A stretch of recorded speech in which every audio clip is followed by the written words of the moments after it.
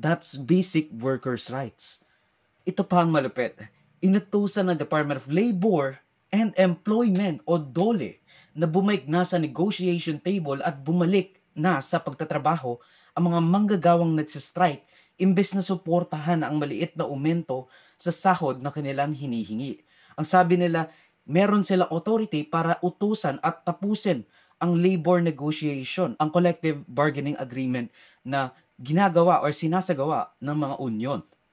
Kasi it's in the national interest dahil nga again, top exporter tayo ng microchips at saka ng mga electronics. Akala ko ba poprotektahan natin ang backbone ng ating society, ang mga manggagawa, lalo na dito sa sektor ng electronic manufacturing. Napakalaking parte ito ng ating export. Napakalaking parte ng ating export ay galing dito sa pabrikang ito.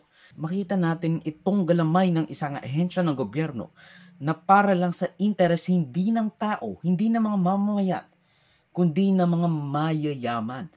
Hayaang magdusa ang mga mamamayan para hindi gumastos ng dagdag 50 pesos kada araw sa mga manggagawa. Dapat nating paingayin ang isyong ito dahil mahirap makahanap ng mga news outlet, especially sa mainstream, whether that be ABS-CBN, na I think nakakita lang ako ng isang news article discussing this. Dapat paingayin at palawakin pa yung pinaglalaban ng mga nagsistrike sa Nexperia.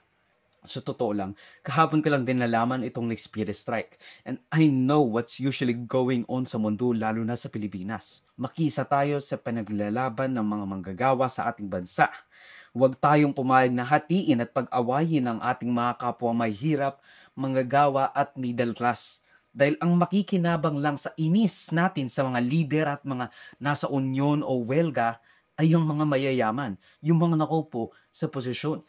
The more time we use squabbling internally, nakikipag-away tayo sa ibang tao, the more time we're not questioning kung bakit ba sila nagsistrike, bakit ba sila nagwuwelga. Kasi busy tayo sa pakikipag-away sa kanila. Kahit wag ninyo i-send itong video na ito, I don't really care. Ang gusto ko lang ay ipagkalit ninyo yung welgang nangyayari ngayon para sa ating mga kababayan sa Cabuyao, Laguna. Nagtitiis ng matagal, naging pasensyoso at pasensyosa sa pagpikit ng mata at pagtakip ng tenga ng mga nasa posisyon. Hindi sila komunista, sosyalista, NPA, Marxist, Maoist, Dilawan, Pinklawan, Loyalista o DDS. Tao sila, manggagawa sila, at higit sa lahat,